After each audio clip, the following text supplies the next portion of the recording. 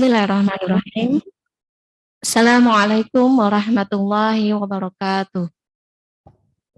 Waalaikumsalam warahmatullahi wabarakatuh. Alhamdulillahirabbil alamin. Shalatu wassalamu ala asrofil anbiya'i wal mursalin. Sayyidina Muhammadin wa ala alihi wa sahbihi wasallim. Rabbi shrah li sadri wa yassir li amri wahlul 'uqdatam min lisani yafqahu qawli. Yang kami hormati Ibu Suryati selaku pemateri kita pada parenting pagi hari ini yang saat ini juga sudah rawuh di tengah-tengah kita, yang kami banggakan teman-teman guru panitia pelaksana parenting pada pagi hari ini, dan tentunya tidak lupa kami menyapa yang kami sayangi dan sangat kami banggakan ayah bunda, orang tua, wali murid dari KB dan TKIT Bina Insani yang saat ini sudah bergabung di webinar Zoom kita, dan insya Allah siap bersama-sama dengan kita belajar dan mendapatkan ilmu langsung dari pakarnya, begitu nggih?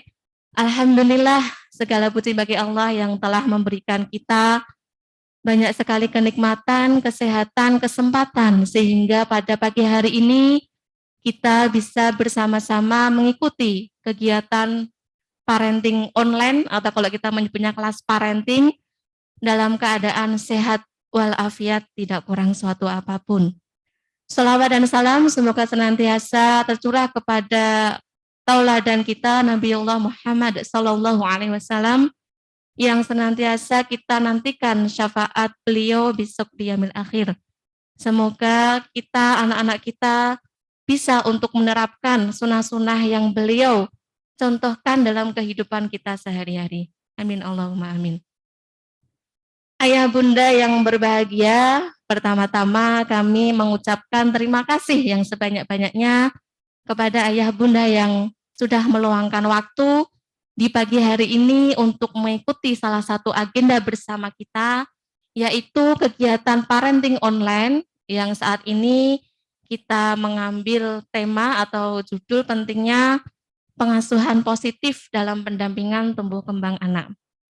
Ayah bunda, qadarullah ya, pembelajaran tatap muka yang sudah sempat kita laksanakan ternyata memang harus kembali dilaksanakan secara online atau daring ya, karena memang instruksi dari Dinas Pendidikan Kota Semarang yang menghimbau untuk semua satuan pendidikan untuk melaksanakan pembelajaran secara online. Nah, kami memberikan apresiasi yang sebesar-besarnya kepada ayah bunda yang telah mendampingi anak-anak semua untuk pembelajaran online di rumah maupun ketika anak-anak melaksanakan dan menyelesaikan tugas yang diberikan oleh ibu guru. Ayah bunda yang dirahmati oleh Allah, tentunya adanya kasus lonjakan COVID, kemudian adanya pembelajaran online tidak mengurangi semangat kita untuk terus belajar dan juga bersama-sama mendampingi anak-anak tentunya dengan pola pendampingan yang tepat, begitu ya. Karena anak-anak usia 0 sampai 6 tahun itu adalah usia dini, usia emas, di mana anak-anak membutuhkan pendampingan yang tepat, juga stimulus yang tepat, sehingga nantinya anak-anak akan tumbuh menjadi generasi yang unggul, tidak hanya intelektual ya, tetapi juga dari agama yang paling utama, nggih. Jadi memang sebagai orang tua dan pendidik kita sama-sama akan belajar pola pengasuhan yang tepat, pola pendampingan yang tepat, sehingga anak-anak mendapatkan rangsangan yang tepat juga, stimulus yang tepat dari aspek pertumbuhan dari anak-anak semua.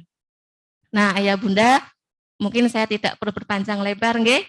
Saya mengucapkan selamat mengikuti kegiatan parenting pada pagi hari ini. Nanti kita bisa sharing bersama, begitu nggih. Semoga kegiatan pagi hari ini memberikan manfaat yang sebanyak-banyaknya untuk kita semua dalam rangka kita mengemban atau menjadi amanah yang diberikan oleh Allah Subhanahu wa taala, yaitu anak-anak kita. Oke.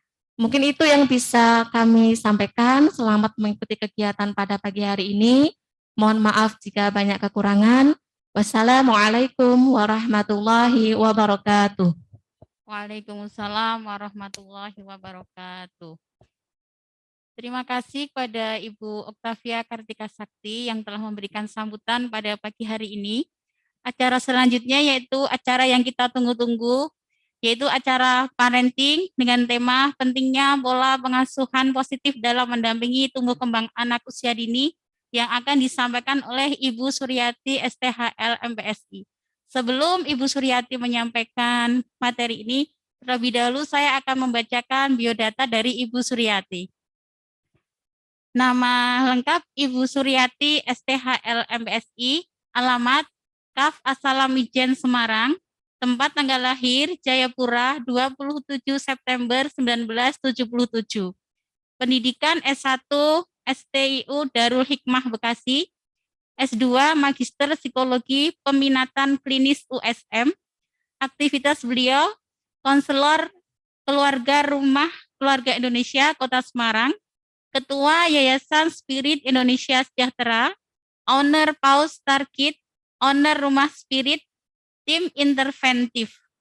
Beliau mempunyai 5 putra. Yang pertama, Abdul Syahid Naufal Fatullah yang sedang skripsi di UNS. Yang kedua, Abdul Rashid Hilmi Fatullah di UNY. Yang ketiga, Aisyah Aulia Mumtaza di SMP IT Abi Umi. Yang keempat, Abdul Somad Aska Fatullah. Dan yang kelima, Abdul Majid Munazir Fatullah. Ayah bunda yang berbahagia, itu tadi biodata dari Ibu Suryati STHL MSI. Waktu dan tempat saya berikan kepada Ibu Suryati. Monggo Ibu. Baik, terima kasih. Bismillahirrahmanirrahim. Assalamualaikum warahmatullahi wabarakatuh. Waalaikumsalam warahmatullahi wabarakatuh. Allahumma alhimna rushdana waftah lana qulubana wahdina ila siratikal mustaqim. Asyhadu an la ilaha illallah wa asyhadu anna Muhammad Rasulullah. Allahumma shalli ala sayyidina Muhammad wa ala ali sayyidina Muhammad. Alhamdulillah bahagia pada hari ini bisa berkumpul bersilaturahim dengan keluarga besar dari KB dan PKIT Bina Insani. Alhamdulillah. Yang saya hormati Ibu Kepala Sekolah, yang saya hormati para Dewan Guru, yang saya hormati ayah bunda yang luar biasa ya, yang sekarang kita sama-sama bisa bertatap layar kembali ya. Alhamdulillah ala kulli hal. Bapak Ibu yang dirahmati Allah, pada kesempatan hari ini saya akan menyampaikan tentang pentingnya pola pengasuhan positif dalam mendampingi tumbuh kembang anak usia dini. Luar biasa ya, alhamdulillah. Bapak Ibu yang dirahmati Allah, kondisi pandemi berulang lagi. Yang kemarin kita sudah mulai lebih senang ya, alhamdulillah anak-anak bisa sekolah lagi dan sekarang di rumah lagi. Apa yang harus kita lakukan ya? Bagaimana membangun dan membentuk suasana hati kita? Karena kebahagiaan anak-anak itu awalnya adalah cerminan dari kebahagiaan para pengasuh mereka yang mendampingi mereka. Siapa? Ayah, bunda, para guru. Kalau kita memiliki senyum yang manis, insya Allah mereka akan mudah. Bapak Ibu yang dirahmati Allah, ketika kita ingin mengasuh anak-anak kita, ya, yang pertama kita pahami ini adalah kesempatan emas dari Allah. Tidak semua orang tua ditakdirkan bisa mengasuh anaknya. Alhamdulillah, kita diizinkan sampai saat ini bisa membersamai anak-anak kita. Di dalam Quran surat An-Nisa ayat yang ke-9, Allah mengingatkan kepada kita semua. A'udzubillahi minasyaitonirrajim. Bismillahirrahmanirrahim. Wal yakhshal ladzina law taraku min khalfihim dzurriyyatan dhi'afan khafu 'alaihim falyattaqullaha wal yaqulu qawlan sadida. Dan hendaklah takut kepada Allah orang-orang yang seandainya meninggalkan di belakang mereka anak-anak yang lemah, yang mereka khawatir terhadap kesejahteraan mereka. Oleh sebab itu, hendaklah mereka bertakwa kepada Allah dan hendaklah mereka mengucapkan perkataan yang benar. Shadaqallahul azim. Bapak Ibu yang dirahmati Allah, di sini kita bisa melihat bahwa Allah memerintahkan kepada kita agar kita dalam keadaan bersiap-siap, ya. Bersiap-siap di sini maksudnya apa? Suatu saat nanti kita pun akan berpulang ke rahmatullah. Kita tidak akan selamanya bersama anak-anak kita. Sejauh mana? Apa yang kita siapkan untuk putra-putri kita? Apa yang kita siapkan? Di sini yang kita siapkan yang pertama adalah kesejahteraan pada anak-anak kita. Kesejahteraan di sini ya, bukan hanya kesejahteraan fisik, kesejahteraan psikis juga ya. Nah, Bapak Ibu yang dirahmati Allah, potret keluarga saat ini kita bisa melihat banyak keluarga yang tumbuh mendampingi anak-anaknya tanpa visi yang jelas. Anak-anak tidak paham untuk apa dia diciptakan di dunia ini. Orientasi kehidupannya untuk apa ya? Sehingga yang terjadi sekarang, orientasi dunia yang luar biasa, serbuan budaya yang bertentangan dengan Pancasila sangat-sangat banyak. Seks bebas di antara anak-anak, degradasi nilai dan moral di masyarakat, maraknya konflik antar orang tua dan anak, antar masyarakat, kemudian adiksi gadget ya. Nah, di sini, ini potret keluarga hari ini umum seperti ini. Marilah kita secara sadar ya, sebagai pendidik ya, mendidik anak-anak kita sebagai satu bentuk ibadah kita kepada Allah. Ya. Ketika kita berbicara tentang pengasuhan positif ya, pengasuhan positif apa yang harus kita bicarakan ya? Pengasuhan positif ini kita akan berbicara tentang bagaimana menampilkan teladan yang baik ya. Waktu yang tepat mengarahkan anak, apakah setiap anak salah langsung kita luruskan? Adil dalam pemberian, kemudian memenuhi hak-hak anak, membelikan mainan. Kenapa mainan? Karena anak usia dini itu identik dengan mainan.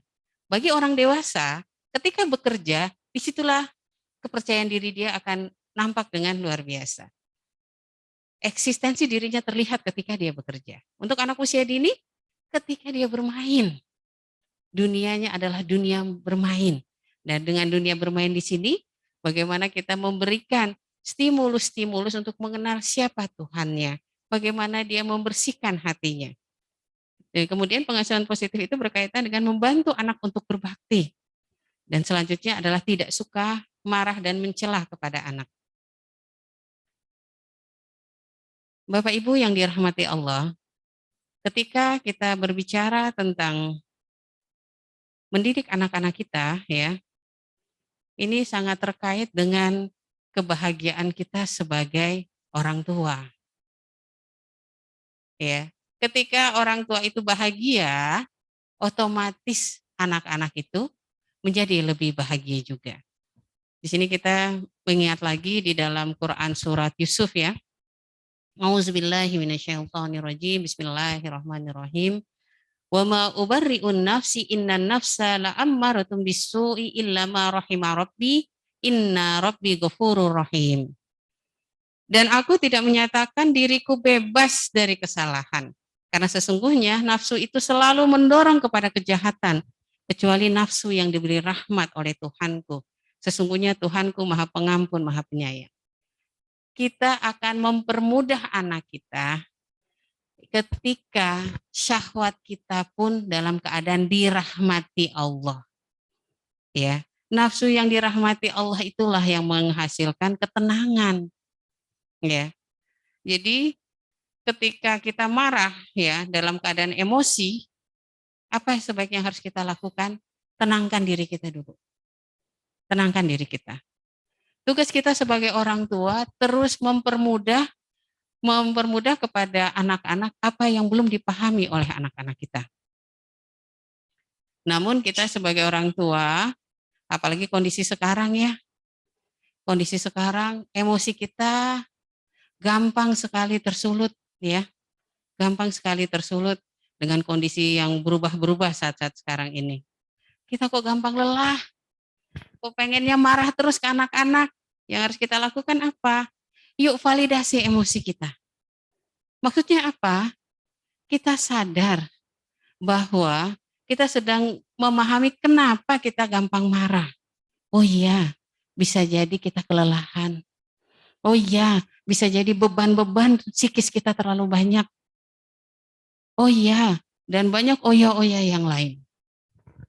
Wahai ayah bunda dan semua yang hadir di sini, ayo boleh praktek ya.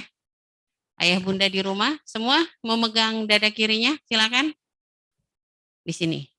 Ketika kondisi kita lagi marah, anak kita nangis, guling-guling apalagi, jangan dulu pegang sebelum memastikan kita sudah stabil. Kalau kita rasa belum stabil, stabilkan dulu. Seperti kita kalau naik pesawat, nggak boleh pakai masker ke anak dulu sebelum kita pakai dulu ya. Pegang, manggil diri kita. Kalau saya Bu Yati ya, Bu Yati, ayo, ayo, ayo, ayo. Tenang, Ibu panggil nama-nama Ibu sendiri. Tenang, yuk. Al-Fatihah dulu, Al-Fatihah dulu. Baca Al-Fatihah. Kita baca Al-Fatihah sampai selesai. Yuk, bismillah. Masih emosi, pegang lagi bagian ubun-ubun kita. Ini ya, mulai tempat sujud sampai ubun-ubun kita. Ini adalah PFC, prefrontal cortex. Pegang. Elus-elus sambil Al-Fatihah. Jangan langsung ke anak kita. Ya, turunkan. Ini, kita tahu kita lagi marah, kita harus sadar kalau kita lagi marah. Tenangkan dulu. Kenapa? Karena ketika kita lagi marah dan langsung kita ke anak kita lah jadi sasaran mengeluarkan sampah jiwa kita. Ini kejadian di ruang konseling saya, ada seorang bapak, beliau datang ke saya dalam keadaan menangis. Bu, saya dikejar-kejar rasa bersalah. Ada apa, Pak? Saya adalah anak yang tumbuh dengan perasaan terluka. Saya dengarkan, ternyata Bapak ini waktu SD kelas 5, baru pertama dalam perjalanan sekolahnya itu mendapatkan ranking 2. Biasanya ranking 1 terus. Ketika mendapatkan posisi ranking 2, apa yang dilakukan oleh sang ayah? Ayahnya marah banget, ya dalam keadaan marah, anaknya disetrap. Bukan cuma disetrap ternyata ya bunda, disetrap dalam keadaan tanpa sehelai benang pun. Kebayang, anak laki-laki SD kelas 5 disetrap dalam keadaan tidak memakai apapun. Ya, dan saat itu berdirinya bukan di rumah, tapi di belakang rumah yang memungkinkan ada yang lewat. Dan saat itu dia mengatakan, saya benci sama ayah, saya benci banget. Jadi padahal maksud ayahnya supaya anaknya malu dan gak ngulang. Tapi yang ditangkap oleh sang ayah ini, sang ayah muda ini, aku benci perlakuan ayahku, ingat nanti aku ngebalas. Balasnya pas kapan? Beliau juga adalah waktu itu mahasiswa kedokteran Undip. Ketika ayahnya mulai sakit-sakitan, beliau mencoba untuk nggak kuliah. Dan ternyata kiriman uang itu selalu datang. Sampai-sampai waktu wisuda, karena orang tuanya nggak datang, orang tuanya percaya aja anaknya wisuda. Dan anaknya pun minta uang untuk melanjutkan ke spesialis, dikasih juga. Bu Yati, saya capek berbohong terus. Saya juga punya anak, saya takut anak saya gitu. Oke, saya dengarkan. Di sini apa? Luka pengasuhan, ya, itu nggak main-main. Bisa jadi setiap orang tua nggak ada punya niat jelek ke anak, namun ketika menyampaikan dalam keadaan belum stabil. Dan sudah beberapa waktu kemudian saya ditelepon lagi, beliau menangis lebih kencang lagi, Bu Yati, ayah saya sudah meninggal. Ya. Dan sekarang apa yang terjadi? Beliau juga tidak kuliah, kemudian dikejar rasa bersalah. Oke, kita sebagai orang tua, yakinkan, tenangkan dulu diri kita. Apalagi namanya anak-anak usia dini ya, nangis, jerit, gitu ya. Kenapa jerit-jerit sama mama? Nggak sopan. Nah, itu nggak pas, tenangkan dulu. Tenangkan dulu. Saya juga punya anak usia dini ya. Pas lagi nangis, suaranya jerit, kencang gitu. Oke, saya tenangkan diri saya. Setelah itu besoknya habis subuh, dia merapat ke saya bilang, belum selesai yang kemarin, belum minta maaf sama Umi. Terus dia bilang, aku minta maaf ya. Terus dikasih tahu, boleh jerit-jerit seperti itu. Enggak. Kenapa? Ternyata dia juga jengkel sama kakaknya. Cerita, oke, adik boleh nangis, yang enggak boleh adalah nangis dengan membentak-bentak. Alhamdulillah. Setelah itu nangis ya nangis aja. Dia nggak pakai bentak-bentak. Karena anak kita adalah pendatang baru di dunia. Dia butuh rambu-rambu. Dan siapa yang memberikan petunjuk kita? Kebayang kalau penunjuk jalannya juga marah-marah terus, gimana tuh rasanya? Ya. Nah, kita bisa melihat ibu-ibu yang rahmati Allah, perkembangan sosio emosi ya, pendekatan Erik Erikson ini ya. Ya. Anak-anak usia dini ya, mulai 0 sampai usia SD kelas 3 ya. Itu sebenarnya masih kategori usia dini juga. Namun yang kita berbicara sekarang ya, yang kita berbicara untuk usia PAUD ya. Jadi yang pertama yang dia butuhkan adalah sentuhan, pelukan kasih sayang. Ya, saya sering didatangi oleh para orang tua yang ingin memeluk anaknya nggak mau. Bu Yati, anak saya mau peluk nggak mau. Terakhir ibu peluk kapan? Kalau nggak salah SD kelas 3. Sekarang anak ibu umur berapa? Kemarin baru wisuda. Tapi saya kangen Bu Yati. Saya tahu saya salah, saya kan nggak ada ilmunya. Oke, masih bisa. Cara peluknya gimana Bu Yati? Naik motor lah Bu. Terus ibu peluk aja dari belakang. Oh iya ya, Allah Karim. Dan bukan 1-2 orang tua yang saya ajarin cara memeluk. Oke, Bapak Ibu di rumah, mumpung anak kita masih kecil, jangan memberikan ini ya, libur pelukan. Peluk terus. Tapi saya risih Bu Yati, anak saya kan perempuan, saya bapaknya, nanti bagaimana Bu Yati? Minta anak perempuan menutupi daerah-daerah yang memang harus ditutupi. Ditutupi baru dipeluk. Oh gitu? Ya. Begitupun kita yang ibu memeluk anak laki-laki yang sudah mulai SMP, tutup. Ya, tutup bagian dada kita, baru meluk. Ya. Alhamdulillah, pelukan itu sangat dibutuhkan. Nanti kapan-kapan kita bahas tentang pelukan ya. Luar biasa, ya. Nah, anak-anak di usia dini sangat membutuhkan yang namanya sentuhan. Sentuhan ya. Belai kepala anak kita mau pergi sekolah, bacakan Al-Fatihah sebentar Bu, baca Al-Fatihah itu. Kalau sekarang di rumah gimana? Sama, bacakan Al-Fatihah. Bacakan Al-Fatihah ya. Kemudian anak-anak di usia dini juga membutuhkan yang namanya dukungan dan apresiasi. Kalau kita nunggu mereka sampai juara kelamaan, ya kelamaan kalau kita nunggu mereka sampai juara. Apa juara mereka? Terima kasih, mandi nggak disuruh lama-lama udah mandi. Terima kasih makan pakai tangan kanan. Terima kasih minum duduk. Terima kasih terus. Terima kasih dan terima kasih. Bahkan kalau kita lupa nanti dia akan mengingatkan. Aku belum diterima kasihin loh. Tadi aku berbagi loh. Aku belum loh. Tadi aku masuk rumah ucap salam belum diterima kasihin. Iya. Ulang lagi sampaikan. Ini dibutuhkan. Untuk apa? Untuk tabungan jiwa anak-anak kita. Kenapa butuh tabungan jiwa? Karena nanti setelah dia besar, akan banyak pergolakan yang dirasakan oleh anak-anak kita. Sedari kecil, berikan tanpa batas yang namanya bentuk kasih sayang dengan catatan real ya. Anak belum mandi terus kita bilang cantik itu nggak pas. Setelah mandi baru cantik dan fokus cari kebaikan anak-anak kita. Ya. Kemudian yang anak-anak butuhkan adalah dukungan dan kepercayaan. Ya misalnya ya, body shaming di antara anak-anak itu luar biasa sekarang ya. Tidak sama seperti kita dulu, karena generasinya juga sudah berbeda. Ya, ketika anak kita datang, ya kebetulan ada anak saya itu kulitnya lebih gelap. Umi, bagaimana supaya aku tuh putih, Mi? Gitu. Ya Allah sayang, ini dari Allah sudah bagus. Tapi kan aku pengen putih. Nanti kalau kamu putih kita banyak teman yang kenalan lagi karena nggak kenal, gitu ya. Terus sambil explore. Kamu tahu tidak di rumah ini kalau saya tuh menyebut anak saya itu langsung saya nyebut ini kompleknya. Satu komplek ini sudah mengakui senyum termanis adalah senyummu. Jadi selalu cari sesuatu yang positif dan itu real. Karena saya sering dibilangin sama ibu-ibu, ya Allah Bu Yati anaknya senyumnya manis banget. Dan kadang-kadang saya rekam. Ibu tolong saya mau merekam. Jadi kita butuh memberikan satu masukan ke anak kita dari sesuatu yang real. Ya. Jadi dia butuh dukungan yang disanggupi oleh anak kita. Jangan memberikan yang tidak disanggupi. Nah, berikutnya kita bisa melihat tentang aspek perkembangan anak-anak ya.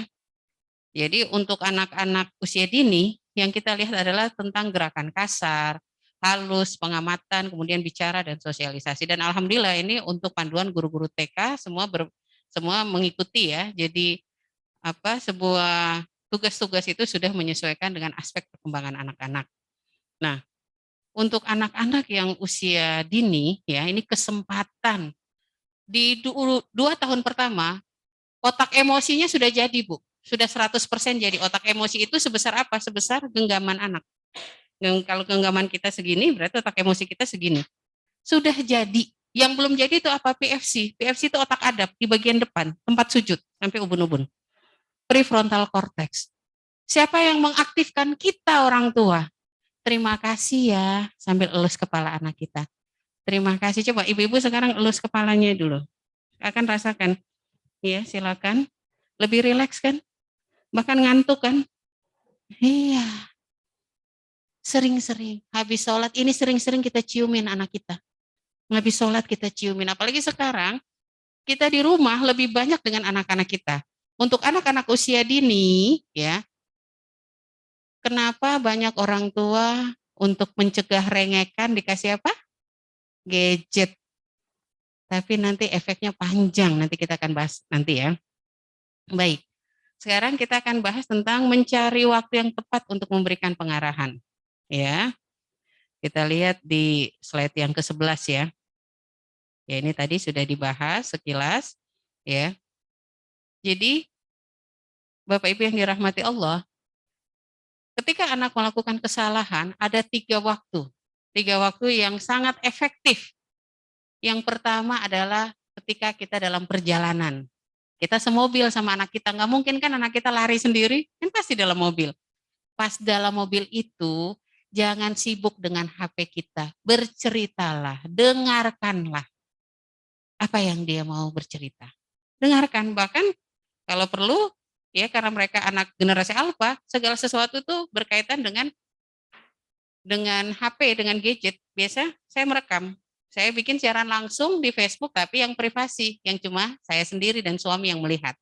Nggak usah harus diumumin semua, nggak perlu. Yang penting dia ngerti kalau dia lagi direkam.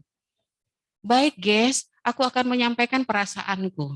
Yang pertama, guys, gitu dia ngomong kita ini.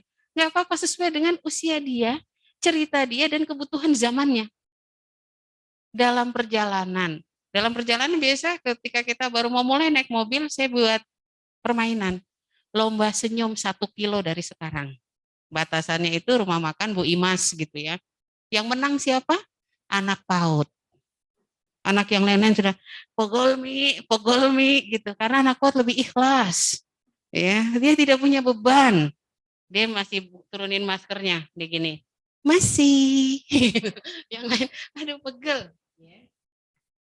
Apa yang saya sampaikan kepada anak kakak-kakaknya? Kenapa dia masih kuat?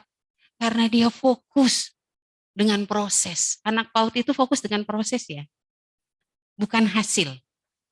Coba gambarannya itu saya kan karena seorang guru PAUD juga, saya punya seorang murid.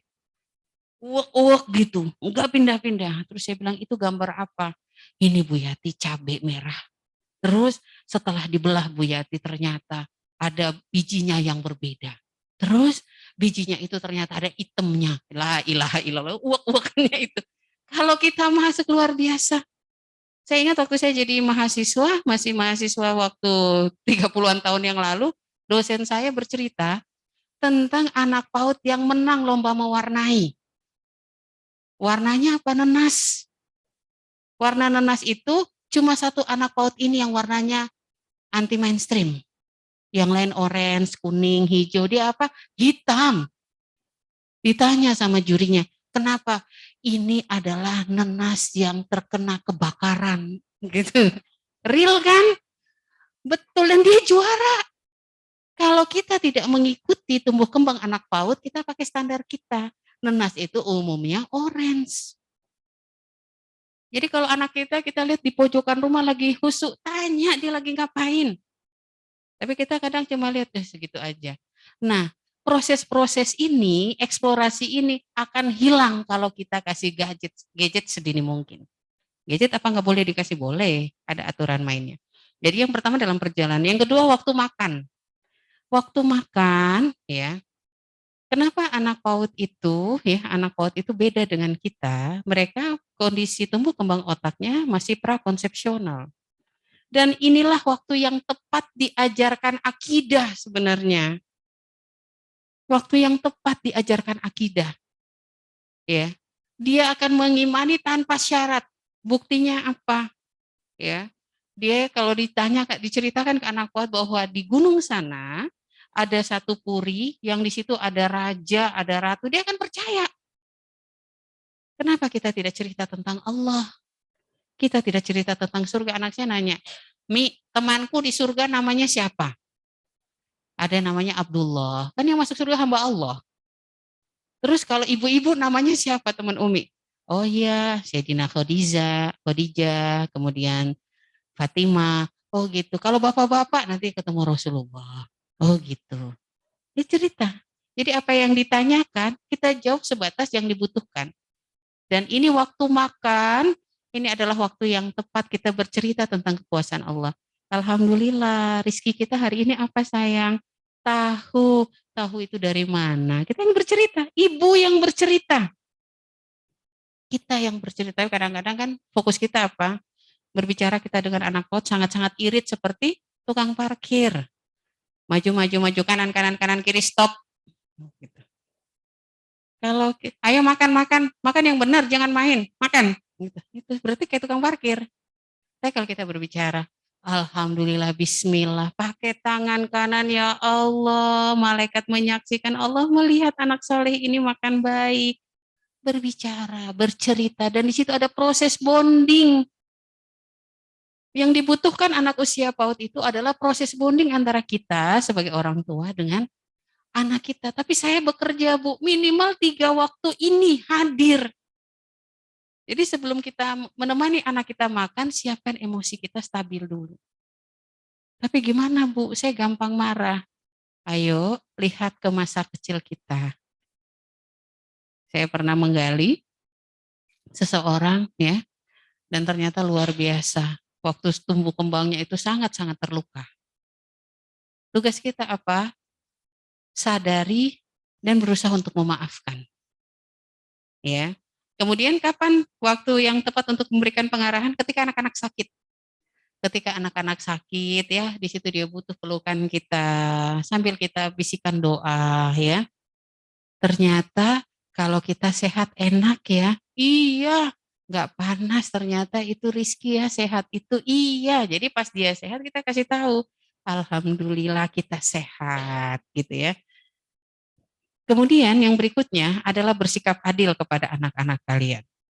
Maksudnya apa, Ibu Bapak yang dirahmati Allah? Karena inilah awal permusuhan di antara anak. Kadang-kadang kita orang tua capek, malas dengar berantem. Mulai yang kecil nangis, ada kakaknya, Kak yang sabar toh Kak, ngalah toh Kak. Padahal kita belum dengar. Belum dengar. Tugas kita mendengarkan sebentar. Mendengarkan sebentar. Tapi Bu, saya capek banget, dan situlah ujian. Ujian kita saat itu. Apa yang kita lakukan? Tetap posisikan diri kita dalam posisi stabil, ambil air wudhu, berusaha dengarkan. Oh iya. Jadi misalnya ada kejadian, ya. Anak saya mau minum susu, kan udah ada berapa gelas. Yang kecil bilang, aku mau gelas yang besar. Intinya gelas yang dipegangin abangnya. Terus sudah, si abangnya ngasih ke adiknya. Ganti gelas, aku mau gelas yang itu lagi. Apakah itu diikuti terus? Tidak. Kan tadi sudah minta yang ini, abang sudah berganti yang ini. Biarkan abang minum. Tapi aku mau yang itu. Minta maaf sesuai dengan permintaan pertama. Dan dia guling nangis. Nggak apa-apa. Kita kasih dudukan kembali. Boleh nangis, nangis yang baik. Nangis. Ya udah, nangis sambil saya peluk. Nggak apa-apa. Kenapa dia nangis? Intinya dia mempunyai sesuatu yang tidak nyaman sebelum duduk di sini. Cuma kita nggak tahu lagi mengeluarkan sampah jiwa. Ya. Jadi bukan karena gelas itu, bukan. Ada yang lain. Setelah agak tenang baru saya tanya, Kenapa? Mobil-mobilan Hot Wheels-ku hilang. Oh, ternyata itu bukan gelas. Oke, kita cari ya. Nah, tapi kadang orang tua kan langsung, "Mbok yang ngalah sama adik. Adik itu masih kecil." Lama-lama tanpa sepengetahuannya adiknya dijitak sama kakaknya. Kesempatan gitu kan. Jadi munculkan, "Terima kasih ya Kak sudah mau berbagi. Terima kasih ya." Berikan apresiasi buat kakaknya, ya. Bersikap adil di sini terutama anak PAUD yang punya adik. Nah, biasa kadang-kadang ada suara-suara yang tidak bertanggung jawab. "Kamu nggak disayang lagi." Bercanda maksudnya, luka loh itu. Di sekolah kami, untuk anak-anak PAUD yang punya adik, kita akan memberikan selebrasi khusus. Kalau pas nggak pandemi dinaikkan di panggung, disalamin sekelas. "Barokallah ya jadi Mbak, barokallah ya," dia seneng banget gitu. Dan kita siapin kado. Ketika memberikan kado kepada si dedeknya, itu bukan cuma satu, diberikan 2 buat kakaknya. Ya, ini hadiah buat yang sudah jadi kakak, dan ini hadiah buat adiknya. Apakah adik bayi butuh kado? Enggak, yang butuh yang mana? Yang kakak itu. Tapi seringnya kita nggak ingat kakaknya. Ya, karena saya pernah ada kejadian, Bu Yati tiba-tiba anak saya itu jerit-jerit, begitu ada yang nengok adiknya, "Apakah anak saya kesurupan atau apa?" Enggak ada yang nyapa soalnya saya bilang. "Ibu mulai sekarang tolong beli sepasang pakaian itu setengah lusin ya, bikin jadi 12 kado. Bajunya sendiri, celananya sendiri. Jadi kalau ada yang ngasih kado diselipin." Sampai kata si kakak, "Kok bisa ya? Ini ketemu pasangannya." gitu. Padahal yang ngasih kado siapa? Orang tuanya. Berusaha adil untuk anak-anak kita. Kenapa? Karena ketika anak itu merasa diperlakukan tidak adil, ada tekanan dalam diri mereka. Apa yang muncul? Yaitu hormon kortisol. Bisa selanjutnya? Nah ini hormon stres ini, ya hormon stres ini bukan hanya tumbuh, bukan hanya muncul untuk orang tua. Siapapun yang sudah lahir di muka bumi ini, bahkan janin pun bisa ada stresnya. Ini akan muncul ketika ada tekanan. Menurut WHO, seseorang dikatakan sehat jiwa itu ada 4. Ya. Bagaimana kabar jiwa ibu-ibu? Sehat semua? Sehat Bu jiwanya? Alhamdulillah. Tanda sehat jiwa itu ada 4. Yang pertama apa? Memahami potensi diri. Kemudian yang kedua apa? Yang kedua, ketika bermanfaat. Terus yang ketiga, bisa mengelola stres. Dan yang keempat, ya, yang keempat melakukan segala sesuatu dengan kesadaran, bukan mood. Aku lagi nggak mood senyum nih, nggak bisa. Anak kita muncul, "Aku udah cantik mama." "Aku sudah wangi mama." Akhirnya emaknya bahasanya nggak jelas, gitu ya. Mood-mutan. "Mama lagi nggak mood." Enggak. Ayo bangun kesadaran kita. Dan dalam Islam, seseorang dikatakan sadar kalau dia ngerti niatnya. Niat itu membedakan antara orang sadar dengan enggak. Saya niat sholat asar 4 rakaat. Saya niat sholat zuhur sama-sama 4 rakaat, sama-sama tidak dijaharkan. Yang membedakan apa? Niat. Ya, jadi selalu bangun kesadaran kita. Oh iya, ini kondisinya lagi nggak stabil nih anak saya. Saya yang lebih dewasa, saya yang punya pengalaman mengalirkan rasa. Ya, oke. Jadi pengalaman mengalirkan rasa itu bagaimana ayah bunda? Sering-seringlah menulis rasa yang kita tidak nyaman di hati. Boleh dipraktekkan sekarang? Ditulis, ambil kertas, tulis, apa yang paling tidak nyaman saat ini?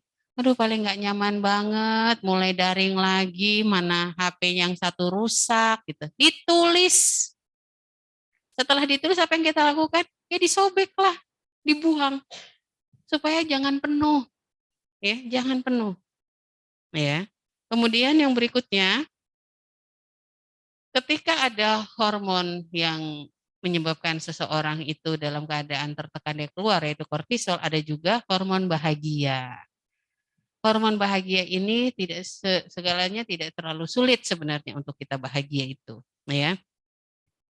Dopamin itu akan muncul ketika kita pandai bersyukur.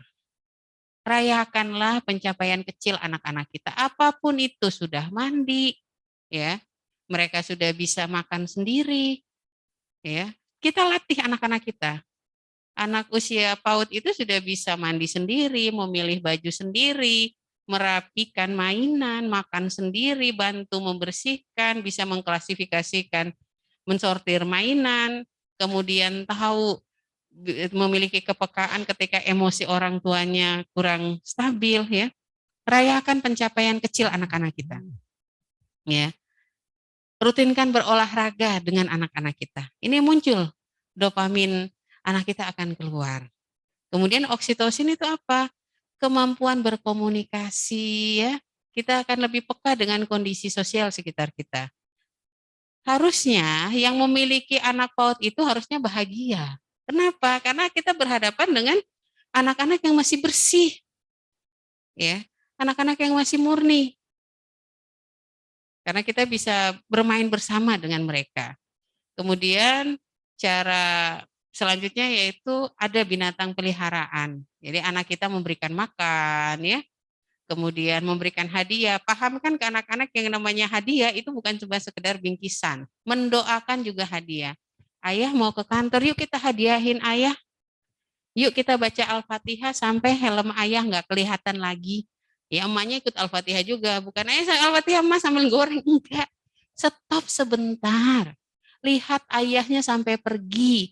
Karena kita sedang membangun bonding anak dengan ayahnya. Yuk baca Al-Fatihah. Ternyata baru satu Al-Fatihah ayahnya sudah nggak kelihatan, nggak apa-apa. Kemudian serotonin, ya. Ya. Di sini semakin banyak kita bisa mengeluarkan hormon serotonin dari diri kita, ini akan mengurangi rasa nyeri, rasa sakit yang ada dalam diri kita.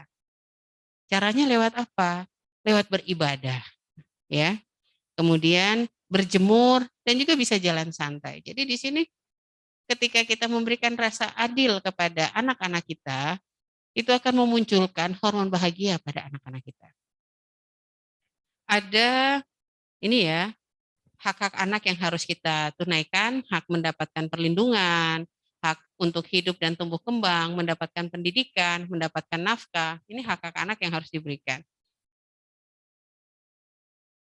Ibu Bapak yang dirahmati Allah, generasi yang terbaik itu adalah generasi yang memiliki kematangan mental lebih dahulu daripada kematangan biologis. Dan orang tua yang bisa mendidik ini adalah orang tua yang memiliki sehat jiwa. Sehat jiwa ada berapa tadi? 4. Iya, ada 4. Orang tua yang tahu potensinya, orang tua yang tahu berkontribusi, ya, memberikan manfaat, orang tua yang bisa mengelola stres, dan orang tua yang sadar dengan amanah, bukan mut-mutan. Ya, saya tidak terlalu pandai dalam matematik, jangan maksa ngajarin anak matematika. Ya, apa yang kita ajarkan? Yang kita sanggupi, misalnya bercerita, membacakan buku. Anak-anak yang terbiasakan dengan baca buku, kita bisa kewalahan. Ya, satu hari itu 150 halaman tuh sedikit buat anak-anak yang terbiasa baca. Nah, ibu-ibu yang dirahmati Allah, ibu bapak yang dirahmati Allah, masa depan anak-anak kita itu tergantung dengan fondasi mereka hari ini. Usia dini adalah usia fondasi. Berapapun tingkat di atas bangunan itu akan tumbuh tergantung kekuatan fondasinya. Ya. Sejauh mana kita mempersiapkan fondasi anak-anak kita, mempersiapkan mereka tentang hidup dan kehidupan bagi anak-anak kita. Nah, untuk anak-anak kita yang lahir ya, mulai dari 2010 sampai 2025, mereka itu adalah generasi alfa. Ya. Generasi alfa ini mereka adalah generasi yang sangat cerdas. Sangat berbeda ya. Ibu-ibu sekarang sebelum menikah dulu sudah masuk kelas pranikah, ya sudah lebih siap. Setelah nikah hamil masuk kelas yang lagi hamil. Jadi anaknya sudah sekolah terus, sudah belajar terus ya. Jadi mereka itu paling terdidik karena kesempatan sekolah lebih banyak di era sekarang. Dan mereka sangat akrab dengan teknologi, rekam jejak digital anak-anak kita itu sudah ada. Pertama sekali 2 garis foto status, sudah gitu kan. Hari pertama USG, alhamdulillah gerak ya Allah, status gitu ya. Banyak yang doain. Bahkan ada, saya itu ngelihat seorang ibu, sudah pembukaan 9 masih pasang status. La ilaha illallah. Saya sampai mikir, Allah Karim, ini emak-emak generasi apa gitu kan. Iya. Mohon doanya ya teman-teman. Bahkan sekarang live ya, yang itu yang melahirkan Ala Maryam itu ya. Detik-detik mau keluar itu juga kan live itu. Ada. Luar biasa ya. Nah, anak-anak ini ya, kita bisa melihat bagaimana cara kita menyikapi anak-anak ini, anak-anak generasi alfa yang sekarang anak kita ya. Anak PAUD ini kan generasi alfa semua, yang lahir di atas tahun 2010. Saya memiliki 2 generasi alfa di rumah dan memang berbeda, berbeda banget dengan tiga kakaknya yang anak-anak masuk kategori milenial ya. Jadi di sini anak-anak generasi alfa ini ya, mereka itu mudah beradaptasi tapi terlihat kurang konsisten. Senang memulai, tidak suka mengakhiri dengan baik, langsung ditinggal. Jadi yang harus kita lakukan apa? Bertanggung jawab sampai selesai. Senang, misal mainan dibuka, kita ngasih tahu, selesai dulu baru buka lagi.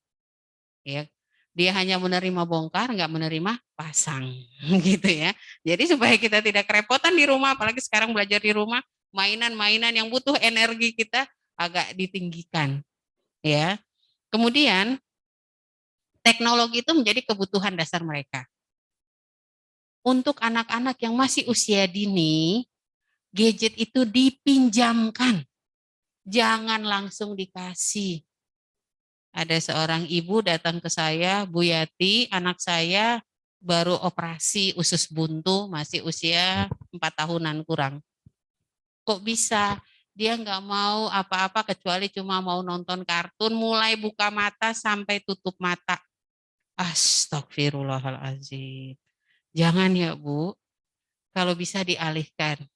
Nah, untuk mengalihkan butuh ditemani, nggak bisa dia sendiri ya. Jadi di sini orang tualah yang bertindak sebagai pengarah, menanamkan hal-hal positif dan terus dalam pengawasan. Ya. Jadi sejak awal anak-anak terus ada value yang harus kita berikan kepada mereka tentang nilai syukur, nilai tauhid selalu ada. Dan libatkan anak dalam aktivitas sosial mulai dari yang mana? Ya dari hal yang sederhana. Berbagi dengan siapa? Dengan binatang peliharaan gitu ya. Dan terapkan gaya pengasuhan yang berwibawa. Maksudnya apa? Kita tidak tergantung dengan air mata kencang-kencangan anak. Biasa kan mereka nangis sambil banting-banting badannya gitu ya. Terus ada tamu. Akhirnya orang tua tak berdaya. Apa yang kita lakukan? Peluk anak kita. Jadi sejak awal ketika anak kita menangis ya, jangan biasakan anak kita memukul. Boleh nangis, boleh. Yang nggak boleh memukulnya. Nggak boleh jerit-jerit sembarang, nggak boleh. Peluk. Peluk anak kita sambil terus kita zikirin ya, zikir ke anak kita. Ya, meningkatkan life skill di rumah. Apa yang kakak bisa lakukan? Dikasih yang dia bisa sanggupin. Saya mau nyuci sepeda, silahkan. Standar mencuci sepedanya apa? Membuka keran dan menutup keran. Masalah bersih itu adalah rahmat Allah. Gak usah diharap ya untuk anak-anak yang masih usia dini. Sesuai dengan kesanggupan mereka. Ya. Kemudian meningkatkan daya juang. Aku nggak bisa, ayo dicoba bismillah sama-sama, bismillah sama-sama. Dan pastikan targetnya tidak terlalu tinggi.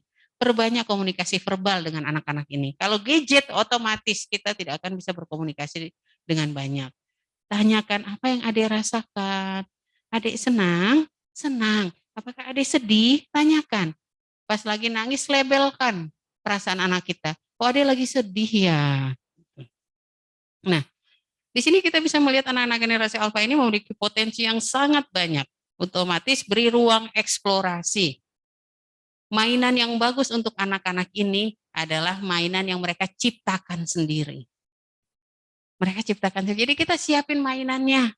Apa mainannya? Dari hal-hal yang sangat sederhana.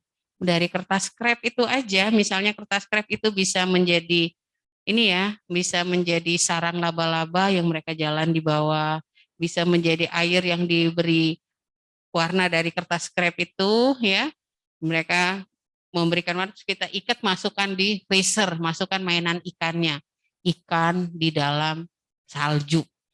Senang dia. Jadi terus kita memberikan ruang. Dan yang kita harus pahami ya di slide berikutnya, potensi anak ini bervariasi ya, tidak bisa disamakan persis ya. Kita memberikan ruang kepada anak-anak kita. Kakak mau apa? Mau melukis, mau mewarnai, mau menggunting, mau apa? Mau membentuk, silahkan. Kita memberikan ruang ya. Namun dengan catatan terus dalam kondisi terpimpin, dan ujung-ujungnya kita cuma mengikat dua hal, spiritual dan emosional mereka. Karena dengan bermain itulah mereka berlatih tentang sabar. Dengan bermain itulah mereka berlatih tentang perasaan emosi senang. Ya. Jadi terus kita menggali, dan di sini orang tua dituntut untuk terus mencari ilmu. Mana pembelajaran yang memudahkan anak-anak kita untuk belajar di rumah. Karena dari eksplorasi ini, anak-anak akan mendapatkan dua hal di slide berikutnya. Yang pertama, anak akan merasa dirinya berharga dan diterima. Aku bisa, aku bisa, aku bisa. Alhamdulillah kakak bisa. Ketika anak kita bisa difoto dan jadikan status kita di sini. Karena dia generasi alfa, dia butuh yang namanya berbau digital, tapi digital dalam kontrol orang tua, terpimpin oleh orang tua. Aku bisa, anak perlu rasa aman. Kebayang, masa bikin gitu aja nggak bisa, payah. Nggak ada rasa aman kalau sudah seperti itu kalimat orang tua. Ayo, jadi bukan sekedar LK yang dari sekolah, kita juga bisa. Ini anak saya yang 4 tahun lagi senang bikin apa? Bikin telur orak-arik. Dia buat, kita dampingi gitu ya. Nggak apa-apa, sekarang lagi senang, habis makan cuci piringnya sendiri. Kenapa? Karena dia mendapatkan rasa berharganya di situ. Piringnya juga kita sesuaikan, piring yang tidak membahayakan. Ketika muncul rasa berharga dan diterima oleh orang tuanya, akhirnya rasa aman, nyaman ini muncul. Sulitnya kita itu cuma di usia PAUD ini, Bapak Ibu. Nggak apa-apa, bercapek-capek lah. Setelah itu, anak akan semakin percaya dengan kita. Ya. Dan yang tidak kalah penting, parenting dalam ilmu parenting apapun, satu hal yang paling mendasar adalah tentang doa. Ya. Terus doakan anak kita setiap kita melihatnya. Ya Allah, rahmati anakku, berkahi anakku ya Allah, lindungi anakku ya Allah. Lihat lagi, lihat lagi, doa lagi, terus doakan anak-anak kita. Kebayangkan kalau kita setiap lewat di rumah kita sedikit-sedikit kita nabung 100.000, lama-lama duitnya banyak nggak? Banyak. Doa itu melebihi dari uang. Terus titip, minta sama Allah, ya Allah lembutkan hati anakku ya Allah.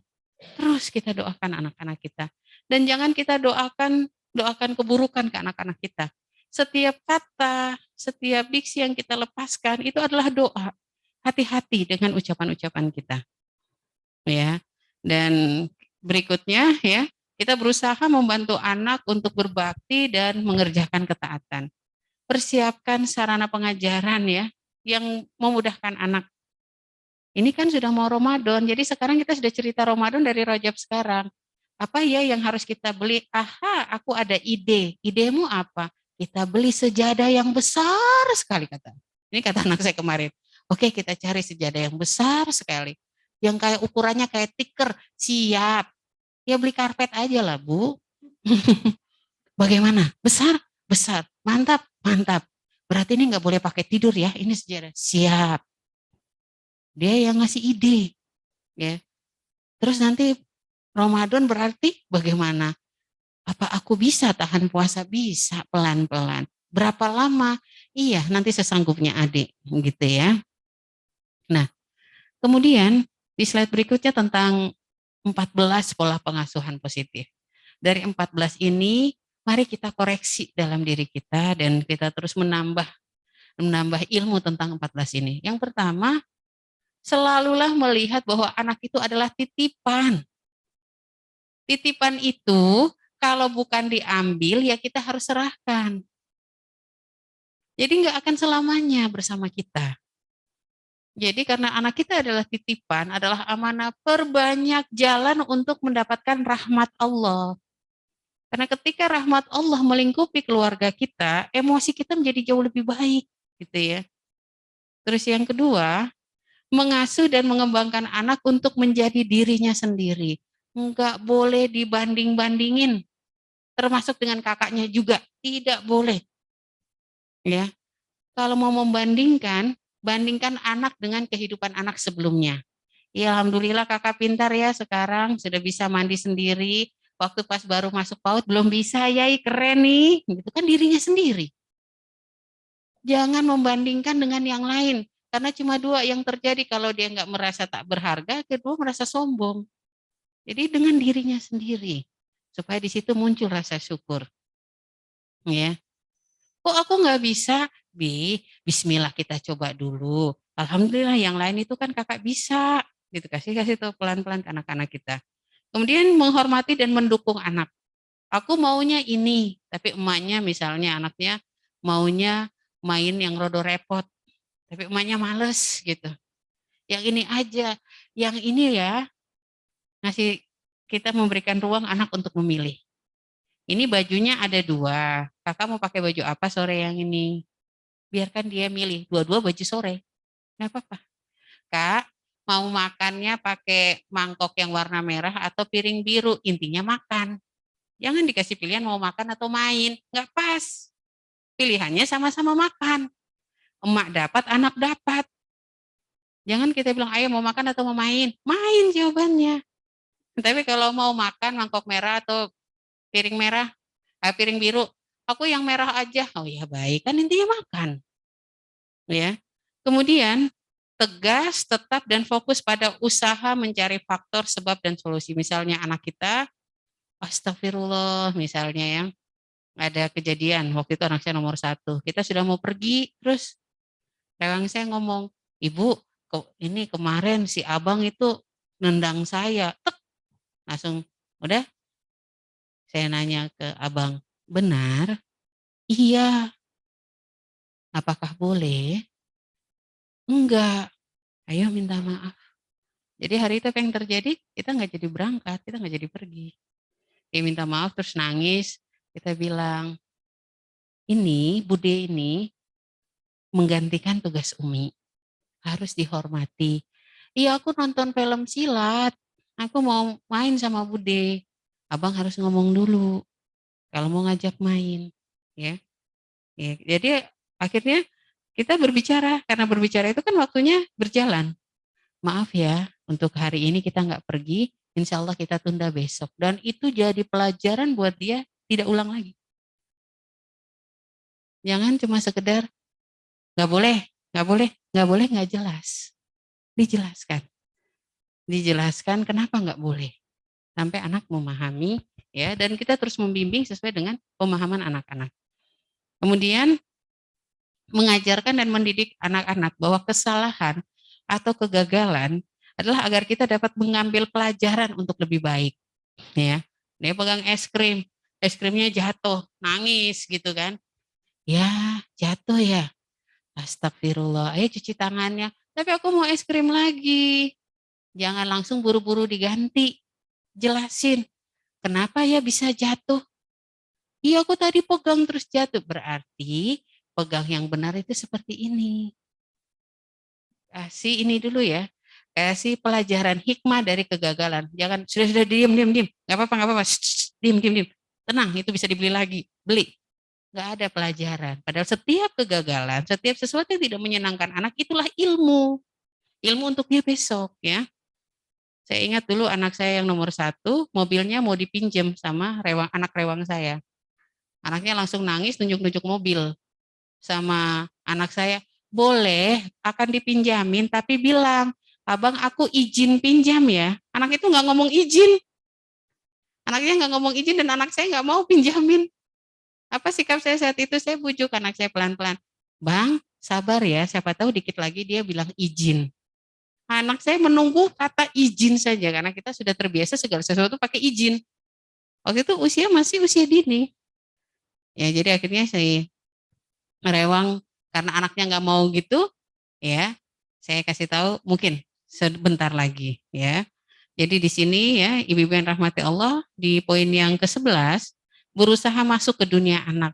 Namanya dunia anak ya, dunia anak PAUD adalah dunia full smile. Jadi senyum, ayo semua latihan senyum yang sempurna. Sampai matanya senyum.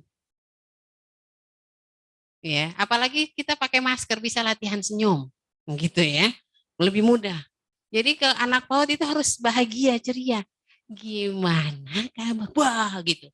Ada ciluk-bak itu senang. Sesuatu yang mengagetkan.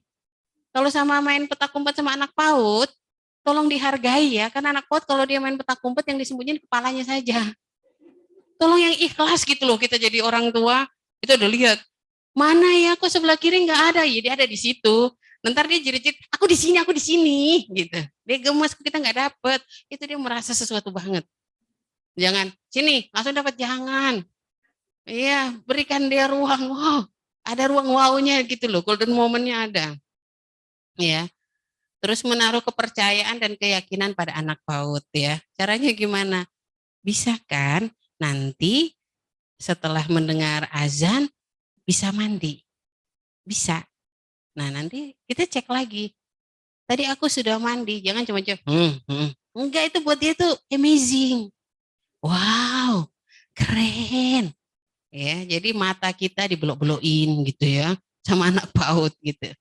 Kemudian ya, senantiasa terhubung dengan kesadaran yang lebih luas. Maksudnya kesadaran lebih luas ini apa? Senantiasa mengingatkan pada anak-anak tentang bagaimana rahmat Allah selalu melingkupi kita semua. Kita bisa makan, ini rahmat Allah, ini kasih sayang Allah.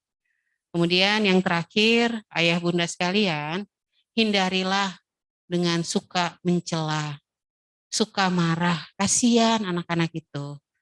Anak-anak PAUD itu sangat mempercayakan pada orang tuanya tentang kebahagiaannya. Tolong dihargai.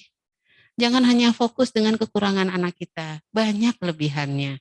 Karena pada dasarnya ketika kita mencela anak kita sedang mencela diri kita sendiri. Anak PAUD kan pendatang baru. Kok dia nggak bisa-bisa? Bisa jadi guide-nya yang kurang pas. Gurunya yang kurang pas. Siapa guru pertama? Orang tua. Selalu kita hargai. Bahkan ditulis ya. Kalau saya di rumah ada whiteboard itu, saya pastikan sebelum saya tulis, saya tidur, saya sudah tulis kebaikan anak saya hari itu. Saya selalu menulis, ya. Jadi yang PAUD itu kan dia belum tahu baca. Apa kebaikan aku? Ini kebaikannya, alhamdulillah. Diawali dengan hamdalah, anak nggak akan GR, nggak akan sampai hidrosepalus. Tenang, jangan khawatir. Tetap kasih tahu alhamdulillah. Bangun tidur dengan baca doa, tidak cerit-cerit, alhamdulillah, alhamdulillah. Dan banyak kebaikan anak-anak kita ketika kita fokus di baiknya. Insya Allah itu yang bisa saya sampaikan. Kita bisa lanjutkan dengan diskusi, silakan. Masya Allah, luar biasa sekali ya Ibu Suryati. Materi pada pagi hari ini. Ayah bunda yang dirahmati Allah, silakan apabila ada pertanyaan yang mau disampaikan bisa lewat chat atau mungkin bisa raise hand ya. Silakan ayah bunda bisa memberikan pertanyaan.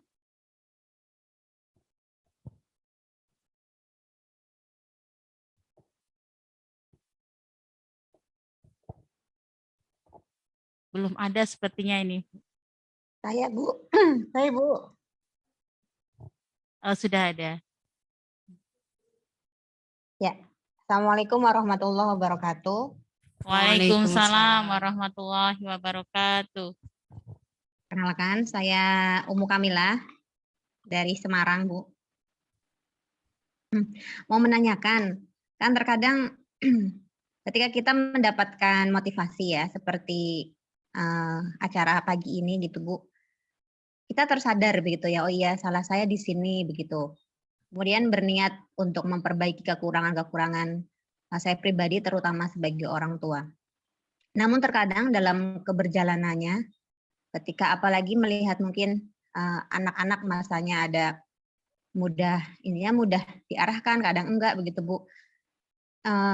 Seperti materi-materi yang didapat itu seperti susah apa namanya, dilakukan begitu, Bu. Nah, bagaimana caranya supaya kita senantiasa terkontrol begitu ya, terkontrol untuk menyelaraskan ilmu yang kita dapatkan begitu ya, dengan praktek sehari-hari begitu, Bu. Karena saya sendiri, ya masih naik turun begitu, Bu.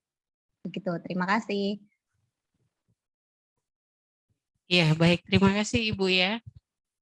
Jadi memang al-imanu yazidu wa yanqus, ilman itu naik dan turun ya. Nah, ketika kita pas dalam menghadapi anak-anak, wadah ternyata ini berkaitan dengan kondisi emosi kita. Emosi kita yang belum stabil misalnya. Kita lupa teorinya misalnya. Apa yang harus kita lakukan? Yang pertama, kita selalu meminta rahmat Allah. Meminta rahmat Allah. Dalam keadaan tenang, banyak menabung doa. Ya, doa yang banyak untuk diri kita dan anak-anak kita. Ya, yang saya sering ketemu para ibu, ya, para ibu itu suka galak sama dirinya sendiri, dirinya ibu, bukan anaknya. Menuntut diri ibu terlalu banyak. Yuk ibu-ibu, sekarang ya kita coba, sayangi diri kita dulu.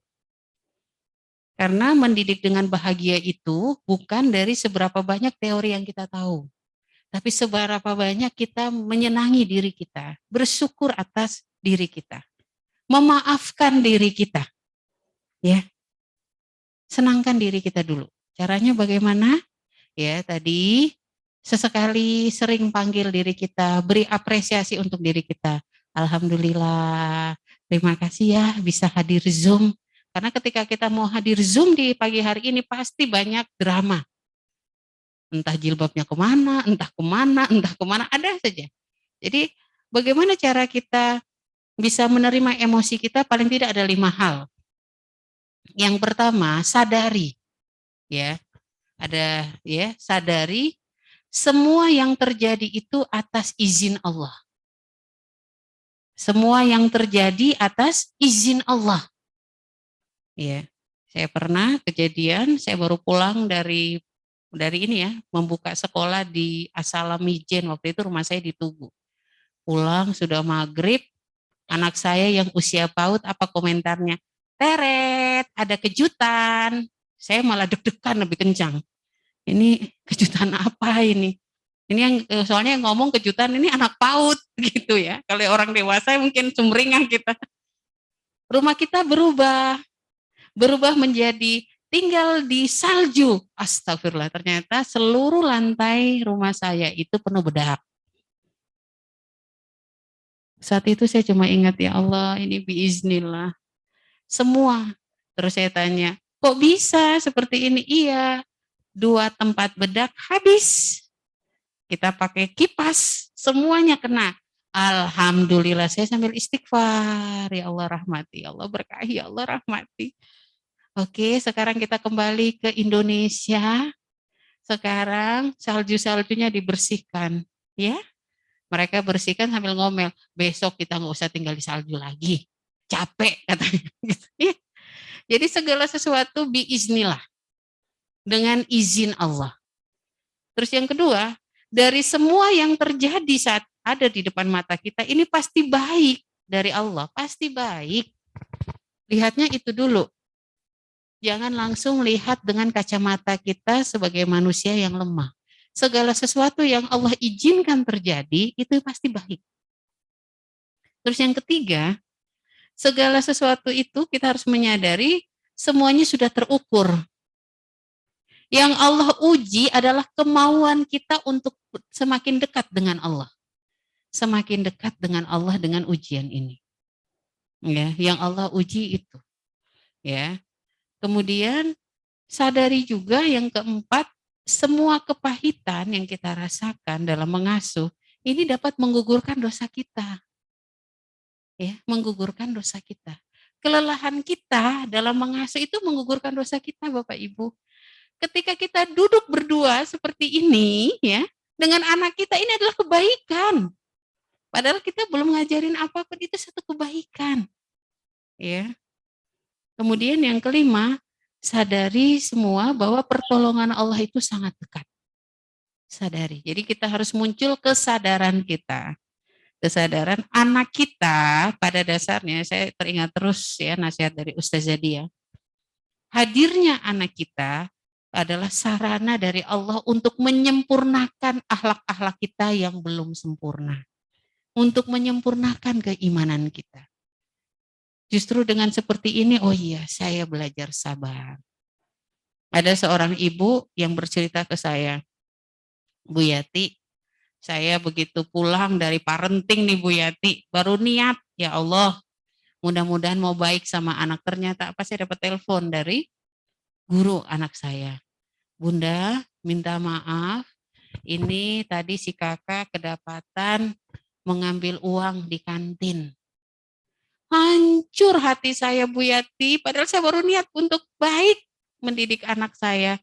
Tapi saat itu saya teringat lagi bahwa ini bisa jadi jalan untuk perbaikan diri saya dan anak saya.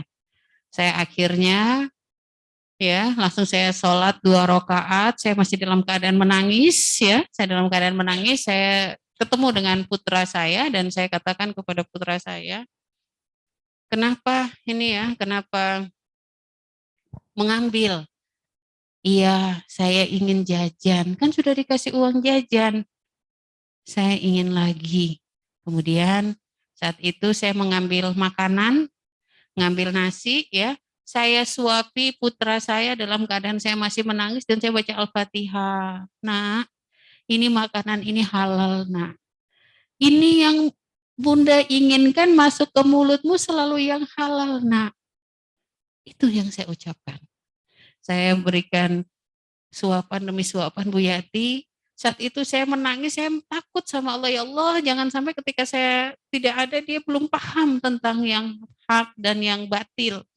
Saya fokus dengan doa, dan luar biasa. Kalau dulu-dulu saya langsung mukul. Sekarang ketika saya kembalikan semua kepada Allah, saya berusaha menjadi lebih baik lagi, ternyata anak saya lebih mudah. Berarti itulah rahmat Allah. Selalu kita mengejar dan mencari rahmat Allah dalam mengasuh anak-anak kita. Demikian Bunda ya, insya Allah.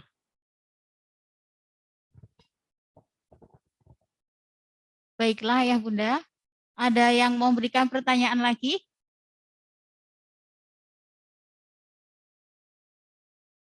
Ini Bu Suryati ada pertanyaan lagi ya.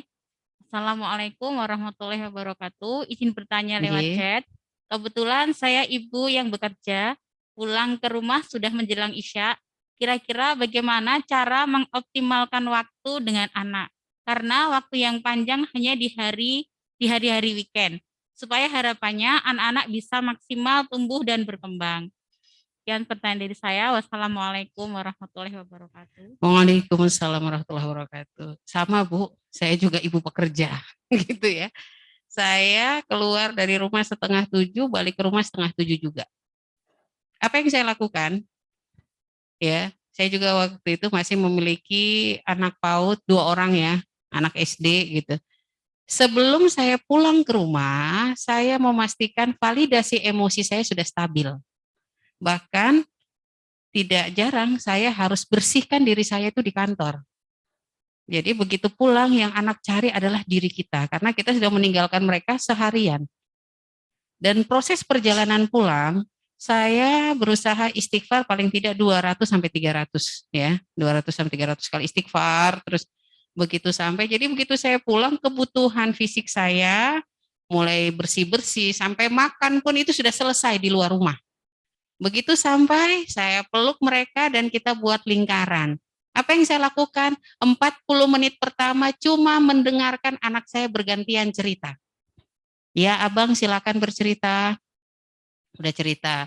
Berikutnya, adiknya. Jadi dengar sampai semua selesai cerita dan saya tidak mengeluarkan satu kata apapun.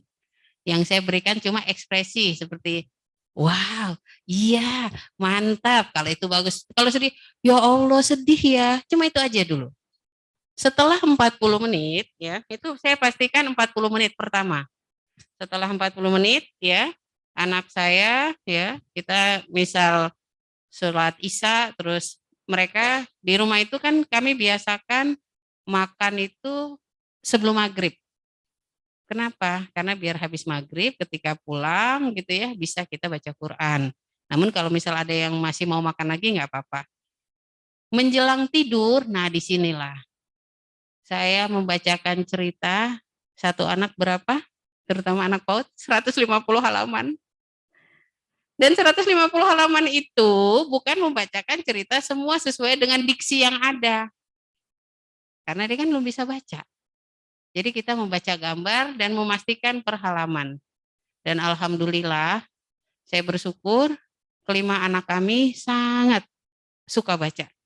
Dan saya kalah ya. Jadi kemana-mana seperti buku Imam Al-Ghazali yang saya baru beli kemarin sekitar 200 halaman itu, dia belum bisa baca tapi dia akan mau kalau pergi main dibawa buku itu. Ya, jadi baca buku. Ya, kita bacakan buku. Kemudian selalu mengikat dengan tulisan positif. Tadi, jadi kita di rumah itu kan ada whiteboard, ditulis. Alhamdulillah, alhamdulillah yang saya rekam dari cerita 40 menit itu. Terima kasih Abang, tadi begini di sekolah, begini, terima kasih tadi begini di main bolanya, terima kasih terus, semua. Jadi mereka pas mau tidur nonton dulu tulisan itu. Oh iya, iya terima kasih Umi. Umi masih ingat ya? Ya. Jadi terus memberikan ke anak-anak kita. Dan ketika mereka mau tidur, kita dalam keadaan wudhu, ciumin ubun-ubun mereka, bacakan Al-Fatihah berulang kali. Pegang dada kiri mereka dan bisikan maafin ya buat teman-teman yang bikin sebel. Maafin ya. Jadi kita sudah bantu mengalirkan rasa yang tidak nyaman. Iya, aku dihina terus sama teman aku terus, Tumi. Kok bisa ya? Teko yang berisi kopi hanya mengeluarkan kopi. Bisa jadi temanmu kurang dihargai di rumah. Doakan ya. Jadi sambil kita membangun ya, membangun pikiran positif di diri kita ke anak kita. Insya Allah cukup Bu. Cukup. Begitu pas bangun pagi, sholat subuh ini yang harus dimaksimalkan. Ketika subuh itu, walaupun anak kita masih tidur, masih ngantuk, usahakan kita baca Quran sambil memeluk mereka. Ya, kalau terpaksa kita pergi dia belum bangun, tolong direkam proses kita berangkat. Caranya gimana? Ya, rekam saya dengan suami itu bergantian. Adik, Umi berangkat ya.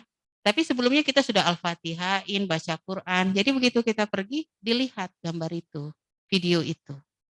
Ini yang kadang-kadang para orang tua lupa, belum maksimal menggunakan media untuk mengikatkan dengan anak. Ya, doa yang tidak terputus. Dan memang pas waktu weekend, memang usahakan kita lebih maksimal, maksimal bersama anak-anak kita. Dan alhamdulillah ya, alhamdulillah begitu ada ruang untuk saya bisa lebih tidak terlalu banyak keluar, itu akan dimaksimalkan. Dan kapan waktu itu? Terutama ketika baru melahirkan, dan saya setiap melahirkan saya akan ngambil cuti nggak main-main 2 tahun, ya 2 tahun. Akhirnya saya bikin sekolah sendiri. Kenapa? Karena saya selalu cuti dan akhirnya di sekolah saya di PAUD Star Kids, guru itu berapa cutinya melahirkan 6 bulan. 6 bulan. Kenapa? Karena pas 6 bulan itu biarlah masa ASInya maksimal. Ya, kebutuhan dasarnya. Nah, ini kan kebijakan masing-masing ya. Ya. Kenapa? Karena ketika anak kita selesai, insya Allah ikhtiar kita berusaha untuk maksimal. Gunakan orang-orang yang dekat dengan kita adalah orang-orang yang mengikuti maunya kita, ya. Dan alhamdulillah di rumah itu televisi hanya dipakai untuk nonton bola. HP dipakai pas kapan waktu rentangnya sholat zuhur, ba'da zuhur sampai asar. Itu aja. Tetap mereka boleh nonton Nusarara dan segala macam, tapi mereka udah tahu jamnya. Umi, ini jam nonton, silahkan. Kalau memang ada HP saya, pakai aja HP saya, nggak apa-apa. Tapi dengan catatan, dipinjamkan, bukan dimiliki. Ya, bismillah. ibu-ibu yang bekerja karena tuntutan saat ini adalah bekerja. Kalau memilih memang inginnya di rumah. Namun jangan terus mempersalahkan diri kita, ya. Niatkan, saya bekerja untuk sesuatu yang mendatangkan kemaslahatan. Dan bismillah ya Allah, mudah-mudahan kesempatan yang ada ini kita lakukan dengan keadaan sadar. Ya, dalam keadaan sadar. Kita persiapkan, setiap anak ngomong ke kita kayak HP. HP itu kan kalau disentuh nyala. Anak ngomong, "Mah, aku mau main." Mau main apa? Mama punya 40 permainan, silakan. Yang saya siapkan untuk anak saya setiap hari berapa? 84 item permainan. Rata-rata sehari dia habis berapa? 25. Jadi nggak ada cerita, emaknya mati gaya. Sampai tadi malam misalnya, balonku putus, padahal aku ingin main balon. Bisa lah, bisa Mi, bisa. Balonnya udah digunting, kan nggak bisa ditiup tuh. Kalau kita pikir satu arah, balonnya isi celana ade. Oh iya ya, diisi kan, terus diikat. Udah, kayak sarung tinju, bobo gitu. Ada aja. Bismillah. Karena kebutuhan anak itu kita kayak HP, disentuh langsung nyala. Jadi disiapin. Nanti ya, kalau misalnya nanti saya kirim ke Bu Guru. Ya, contoh 84 itu apa gitu ya. Dan itu dari mainan yang murah-murah aja. Semuanya murah-murah. Ya, insya Allah. Jadi kita tetap bekerja, tetap bermanfaat, dan anak-anak terus mendapatkan bahwa orang tua adalah tempat bermain yang paling menyenangkan adalah tubuh orang tua. Demikian. Masya Allah, jawaban Ibu Suryati ya, sangat luar biasa sekali. Ibu, mohon maaf ini ada satu pertanyaan lagi, Mas Pisangge. Assalamualaikum, izin bertanya Ibu, apabila kita orang tua kilaf dan akhirnya marah besar dengan anak, bahkan sampai membentak, mungkin terkadang mencubit atau menjewer anak, apakah yang seharusnya atau selanjutnya kita lakukan? Terima kasih. Iya. Jadi kembali lagi, ini kita kenapa sampai ada ledakan-ledakan seperti itu? Ini tentang emosi lagi. Emosi itu alarm ya ibu-ibu. Emosi itu alarm. Alarm dalam diri kita. Sama seperti ini ya. Seperti mobil. Mobil ketika ada alarm, kena sentuh bunyi. Nah, emosi juga gitu. Namun, ketika alarm mobil terlalu sensitif, daun jatuh saja bunyi, kucing lewat bunyi, capek enggak? Capek lah. Jadi apa yang harus kita lakukan? Yang harus kita lakukan adalah memiliki emosi yang sehat. Salah satunya apa yang kita lakukan? Ya, usahakan rajin membuang sampah jiwa kita. Ada seorang sahabat di zaman Rasulullah ya, beliau dijamin masuk surga padahal belum meninggal. Seorang sahabat yang lain sampai heran, apa sih amalnya? Nginaplah seorang sahabat itu, kemudian melihat sholat lailnya biasa, baca Qur'annya biasa sampai 3 malam. Dan kemudian bertanya, apa yang kau lakukan? Saya setiap mau tidur selalu memaafkan orang-orang yang membuat saya kecewa. Ya, jadi ini ya ibu-ibu, marah itu tidak serta-merta langsung meledak, ada endapannya. Setiap hari usahakan memaafkan orang-orang yang membuat kita jengkel. Kita memaafkan tukang sayur yang kita titipin rebung dia nggak bawa. Maafin tetangga kita yang pinjam Tupperware kita nggak balik-balik. Maafin yang utang kok tunda-tunda terus semua. Jadi tanpa kita sadari, ribuan lintasan pikiran positif itu terendap. Nah, siapa pemicunya? Jadi seperti satu botol air mineral sudah penuh, terus tinggal ditambahin 1 sendok, tumpah nggak? 1 botol itu emosi jiwa, endapan emosi negatif itu dari orang lain. Anak kita cuma 1 sendok, tumpahnya ke siapa jadinya? Jadi sering-sering dibersihkan. Jadi salah satu alarm tubuh kita tiba-tiba ada bagian tubuh kita yang sakit. Atau kita nggak pernah sakit itu, kok sakit itu muncul? Nah itu psikis itu. Langsung maafin. Saya maafkan ya Allah, saya terima ya Allah, saya maafkan. Jadi sering-sering membuang sampah jiwa kita. Kalau kita nggak tahu yang mana ya salahnya orang, perbanyak baca istighfar. Istighfar aja. Ya, kalau kita istighfar kita nggak mau ngitung sampai 1000 kali, sekarang sudah ada tuh istighfar Ustadz Hanan Ataki yang 1000. Jadi ketahuan 300, 400 itu ada. Ambil kita istighfar, ambil waktu cukup 10 menit perbanyak istighfar. Nah, itu untuk diri kita ya. Jadi sering-sering kita menyelesaikan emosi kita. Untuk ke anak, kalau sudah kadung keluar, ya, sudah kadung keluar seperti ibu itu, ibu tolong tulis 50 kebaikan anak kita. Karena kita menginstal lagi dalam kepala kita, ya, bahwa anak kita itu baik. 50 kebaikan, ya. Tulis nomor 1 diawali dengan hamdalah, alhamdulillah anakku lahir tanpa pakai jalan bayi tabung. Ya kan murah, Bu. Kalau yang sudah bayi tabung, alhamdulillah masih bisa bayi tabung gitu ya. Jadi pakai hamdalah terus, banyak 50. Alhamdulillah jenis kelamin anak saya jelas. Alhamdulillah anak saya bisa sekolah. Alhamdulillah diawali dengan hamdalah. Sampai 50 kali. Baca itu dan sampaikan ke anak kita setelah kita stabil. Minta maaf, mama tadi marah, mama tadi cubit dan itu tidak benar. Mama minta maaf. Karena ketika kita minta maaf, itu harga diri kita nggak jatuh sebenarnya. Cuma setan aja yang bisik-bisikin. Jangan, malulah. Enggak, minta maaf dan kita kasih tahu kamu itu sebenarnya baik. Ini loh, kamu ada 50 kebaikan. Maafin mama ya. Peluk. Jangan sampai kita bilang, habisnya kamu juga sih, makanya kamu sih. Jadi ke sini, padahal ada 4 jari nunjuk kita. Ya. Jadi saya kalau misalnya melakukan satu kesalahan, saya kasih tahu ke anak saya. Ada pada waktu tempo tertentu, saya panggil anak saya yang sudah agak besar-besar. Adakah kesalahan Umi yang Umi belum minta maaf? Ada. Oh, yang mana? Ini. Ya Allah, ternyata hati kamu sedih ya. Iya. Umi tuh udah janji, terus Umi lupa. Aku tunggu Umi lupa gitu. Minta maaf. Terus saya peluk. Terus bagaimana supaya kamu senang? Umi minta maaf aja aku udah senang. Alhamdulillah. Anak-anak itu sederhana banget. Maafin ya gitu. Minta maaf gitu. Terus ngasih tahu ke anak-anak kita. Buat anak-anak yang sudah besar, sama kita titipin.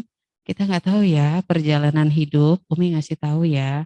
Ini ya adiknya tolong dijaga. Itu semakin sayang.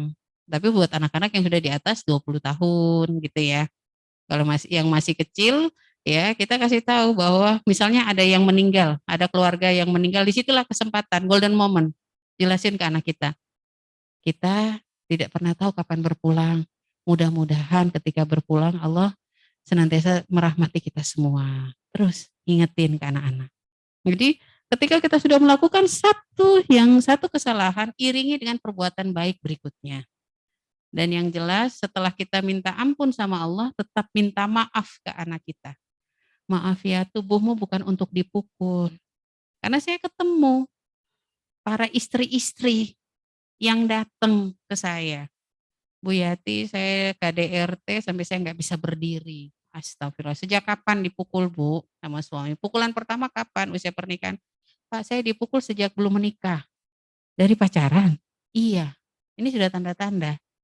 Karena dia di rumah dia bisa dipukul. Jadi dia menganggap itulah bahasa cinta yang dia bisa dapat. Padahal di antara bahasa cinta nggak ada tuh memukul. Di sini pentingnya tangan kita Bu, kalau sudah kayak begitu pengen mukul anak kita, amankan. Cara amankan apa? Ngambil sikat lantai yang kuat. Masih emosi, cari setrika lagi. Karena ini emosi negatif harus dialirkan. Alirkan itu kalau kita tahu ini untuk memukul, keluarin dengan cara yang positif. Suami saya tahu kalau saya nyuci manual, berarti tangan ini. Jadi kalau saya begitu emosi, yang saya lakukan apa? Nyucinya manual Bu, nggak pakai mesin. Kan capek Bu, gitu. Cuci. Suami saya pulang kantor terus lihat anak-anak nggak ada, berarti ada terjadi sesuatu. Gitu. Kita marah gitu ya. Dan kita berusaha melatih jangan melepas sampah jiwa kita ke anak kita. Karena apa? Dengan satu pukulan ya yang tidak dipahami oleh anak ya, dan itu menyebabkan ada jarak lagi antara kita dengan anak. Dan kalau kita kok gampang emosi, diantaranya itu aliran emosi negatif kita belum mengalir dengan baik, mampet dialirkan.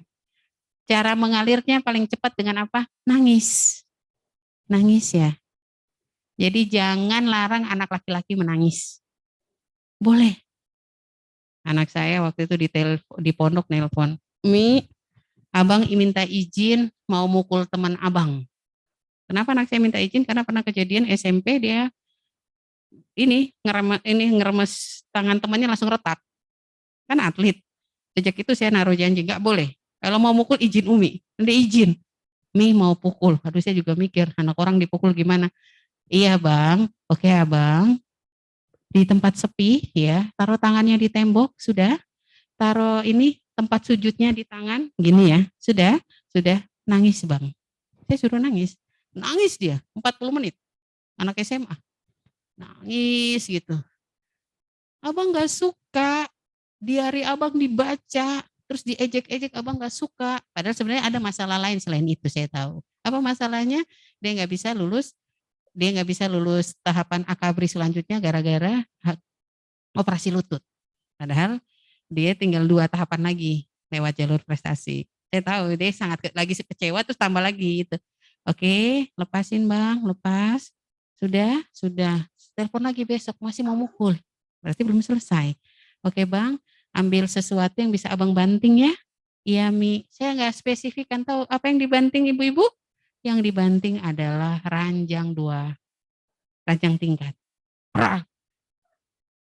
Dan akhirnya ya bayarlah gitu ya. Di sini emosi itu ya ketika kita komunikasiin ya masih bisa. Kok saya ingin mukul anak saya, rasanya mau mukul itu kan sebenarnya diri kita udah tahu. Saya mau mukul, cepet amankan. Semua masuk kamar, mama mau ngepel. Ngepelnya jangan pakai alat, manual sampai lemes. Kalau sudah lemas, sudah mandi, habis itu baca Quran, jangan begitulah gitu. Mama nggak suka begitu. Tapi kita sudah selesai kan emosi negatifnya. Kebayang. Kalau enggak, bisa banyak tanda-tanda biru-biru di anak kita. Gitu kan? Jangan. Siapa yang paling menyesal? Kita. Kita yang paling sedih.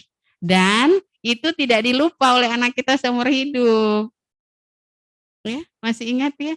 Karena pendidikan itu merubah menjadi lebih baik dan menjadi kenangan. Bisa jadi menjadi lebih baik kayak tadi ya. Seorang anak yang SD kelas 5 begitu disetrap nggak pernah lagi juara 2, selalu juara 1. Tapi kenangannya kenangan buruk dan merusak masa depannya. Siapa yang rusak? Orang tuanya karena belum bisa mengalirkan emosi jiwa. Sayang diri kita. Ya Allah saya mau marah ini, saya marah ini ya Allah. Jengkel saya ya Allah. Keluarkan dengan cara yang elegan. Ya, insya Allah itu ya Bu ya. Ibu, mohon maaf ini ada yang resen dari tadi, Ibu Iya. Pujia. Silakan. Monggo, Bunda, mungkin ada pertanyaan yang mau disampaikan, silahkan.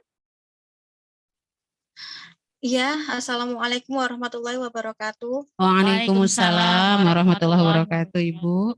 Saya Ibu Pujia Ummu Masya ingin bertanya, Iya. Bu, setiap orang tua kan ingin apa ya, memikirkan masa depan yang terbaik buat anaknya. Iya betul. Misalkan orang tuanya nih punya cita-cita anak suatu hari Bismillah pengen jadi dokter. Amin ya Allah. Namun kan kita tidak tahu anak itu pantasnya bakatnya seperti apa kan kita tidak tahu ya, Betul, Bu ya. Terus bagaimana caranya kita mengetahui bakat dan prestasi anak itu melalui apa ya? Maksudnya usia berapa untuk kita melakukan tes psikotes atau mungkin gimana caranya kita memberitahu apa gimana ngasih tahu Dek, Bunda pengen kamu besok jadi dokter, tapi kita enggak tahu minat bakatnya anak di mana. Jadi gimana orang tua bisa meluluhkan apa ya? Keinginan besar orang tua biar supaya anak itu bisa biar orang tua tuh tidak ngoyok kamu tuh harus jadi ini gitu loh. Maksudnya gimana cara meredam keinginan orang tua dan kapan waktu yang tepat untuk melakukan psikotes buat anak usia SD ya, Bu ya. Itu aja, Bu. Terima kasih. Assalamualaikum warahmatullahi wabarakatuh. Waalaikumsalam warahmatullahi wabarakatuh. Iya, jadi sekarang sudah bisa ya kalau minat dan bakat anak-anak itu diketahui dari psikotes sudah bisa. ya. Jadi bisa datang ke psikolog-psikolog pendidik ya, bisa psikolog pendidikan bisa ya. Kita bisa datang, kita bisa tahu anak-anak memiliki bakat apa. Kalau misalnya dokter yang harus dimiliki awalnya adalah cerdas alam ya, cerdas natural ya. Jadi multiple intelligency salah satu adalah cerdas natural. Ini harus dimiliki oleh anak-anak yang mau sekolah di kedokteran. Jadi dia nggak jijian ya. Anak-anak yang dia lihat tikus dia berani nangkep. Dia ngelihat kodok gitu berani, lihat darah nggak takut. Tapi kalau yang lihat geli-geli itu memang harus distimulus lagi. Yang jelas sekarang sudah lebih cepat bisa, Bu. Nanti tinggal ini ya, datang ke klinik-klinik yang menyediakan hal itu ya. Insya Allah sudah bisa, Bu.